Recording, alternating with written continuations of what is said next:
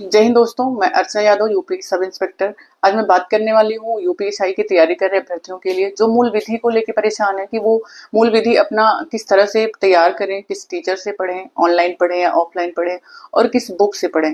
तो ये वीडियो उनके लिए है। ये तो आप लोगों को भी पता है कि जो है ये वैकेंसी 2021 के कंपेयर में आधे से भी कम की पेपर देने वाले कैंडिडेट ज्यादा होंगे, तो नो डाउट कंपटीशन भी ज्यादा रहने वाला है, अच्छा रहने वाला है। तो इसके लिए आपके पास एक बेस्ट स्ट्रेटजी होनी चाहिए पढ़ाई करने के लिए। और आपका जो जीएस का पोर्शन है जिसमें 40 क्वेश्चन आते हैं, उसमें सबसे इंपॉर्टेंट आपका पॉलिटी और मूल विधि होता है, और जिसमें मूल विधि के आपके लगभग 8 से 10 क्वेश्चन पूछे जाते हैं। जो तो अभी जो आपका यूपी एसआई 2025 का सिलेबस आया है वो थोड़ा सा चेंज है 2021 और 2017 की तुलना में, क्योंकि आपके 2017 और 2021 के पेपर में सीआरपीसी और आईपीसी पूछा गया था, जबकि अभी बीएनएस और बीएनएसएस हो गया है आईपीसी सीआरपीसी हटा के।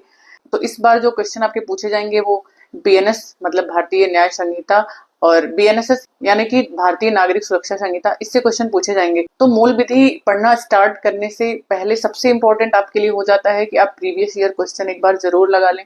2021 और 2017 में जितने भी पेपर आए हुए हैं सारे ही शिफ्ट को मिला के आप एक बार उन क्वेश्चंस को जरूर देख लें। इससे आपको बहुत ज्यादा आइडिया लग जाएगा कि आपको किस टॉपिक से पढ़ना है, क्वेश्चन कहाँ से ज्यादा पूछे गए हैं और किस तरह से क्वेश्चन पूछे जाते हैं। तो एक आप अपनी खुद की स्ट्रेटजी जो है बना पाओगे, एक समझ डेवलप कर पाओगे अपनी। तो एक बार मैं आपको बता दूं बीएनएस और बीएनएसएस क्या है। बीएनएस मतलब भारतीय न्याय संहिता। भारतीय न्याय संहिता में जो है परिभाषाएं दी हुई हैं, जो डेफिनेशन है, जैसे कि महिला क्या है, पुरुष क्या है, जीवन, मृत्यु, किसी व्यक्ति का कौन सा कृत्य अपराध माना जाएगा, उसमें कितनी सजा दी जाएगी, इन सब बारे में बात की गई है। और जो बीएनएसएस है आपका, वो एक प्रक्रिया संहिता है कि अगर कोई व्यक्ति अपराध करता है तो उसको जो सजा दी जाएगी, जो उसमें परिभाषित है, इतनी सजा मिलेगी, तो वो सजा किस प्रक्रिया से दी जाएगी और उसमें कोर्ट का प्रोसीजर होता है, वो सारी चीजें दी हुई हैं। जैसे कि रिमांड क्या होता है, रिमांड कैसे लिया जाता है, जेल कैसे भेजा जाता है, समन का तामीला कैसे कराया जाता है, ये सारी चीजें उसमें। तो बीएनएस और बीएनएसएस आपको पढ़ना कैसे है। बीएनएस और बीएनएसएस में इतनी सारी धाराएं हैं जो कि पढ़ना पॉसिबल नहीं है कि आप सारी धाराएं रट सको, पढ़ सको। तो आपको इसमें ध्यान देने वाली ये चीज है कि जब आप जो शुरुआत में बीएनएस में जो परिभाषाएं दी हुई हैं, जो डेफिनेशन दिए हुए हैं, वो बहुत अच्छे से पढ़ लेना है, धाराएं भी याद कर लेंगे।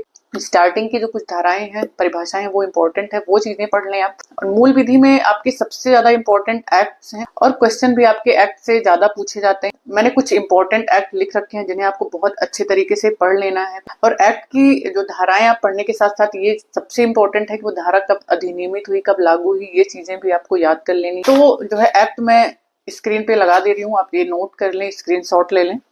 सूचना का अधिकार अधिनियम 2005 बहुत ज्यादा इंपॉर्टेंट है। मोटर वाहन अधिनियम 1988, SC ST अत्याचार निवारण अधिनियम 1989, राष्ट्रीय सुरक्षा अधिनियम 1980, सूचना प्रौद्योगिकी अधिनियम 2000, मानव अधिकार संरक्षण अधिनियम 1993, आयकर अधिनियम 1961, भ्रष्टाचार निवारण अधिनियम 1988, जनहित याचिका, जो जनहित याचिका PIL है वो कैसे दायर की जाती है, पहले कौन ले आया था, ये सारी चीजें बहुत इंपॉर्टेंट है। और महत्वपूर्ण न्यायिक निर्णय, ये सबसे इंपॉर्टेंट टॉपिक है इस मूल विधि का, आपको बहुत अच्छे से पढ़ना है।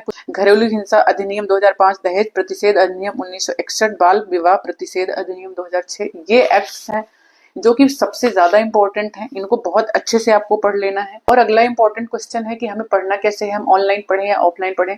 तो मैंने हमेशा आपको प्रेफर किया है कि आप ऑनलाइन पढ़ें मूल विधि, क्योंकि मूल विधि में बहुत सारे टर्म्स ऐसे होते हैं जो कि हमें खुद से समझ नहीं आते हैं, उसको हमें सर्च करना पड़ता है, देखना पड़ता है कि इसकी मीनिंग क्या है। और उसकी लैंग्वेज भी इतनी टफ होती है, कई बार हमें समझ नहीं आती है कि ये दिया क्या हुआ है। और जब आप ऑनलाइन पढ़ते हो तो वो चीजें आसान भाषा में आपको समझा देते हैं और एक बार में ही आपको समझ आ जाता है, तो आपका टाइम बचता है। तो अच्छा है कि आप ऑनलाइन किसी टीचर से पढ़ें। और वो टीचर किससे पढ़ें, ये क्वेश्चन, तो टीचर मैं बता देती हूँ। मैं आपको 3 टीचर सजेस्ट करूंगी, 3 टीचर में आप किसी से भी पढ़ सकते हो, जो भी आपको बेस्ट लगते हैं। मेरे अकॉर्डिंग तो सभी बेस्ट हैं, बहुत ही अच्छा पढ़ाते हैं, आप किसी से भी पढ़ सकते हैं।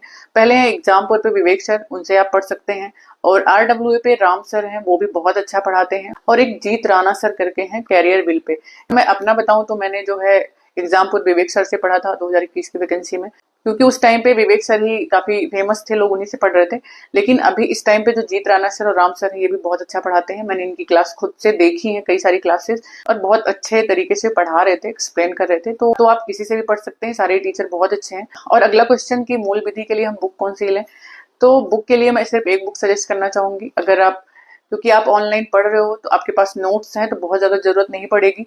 बस रिवीजन के लिए आप जो है ये घटना चक्र की बुक ले सकते हैं। ये बुक भी बहुत अच्छी है, मेरे पास थी ये बुक।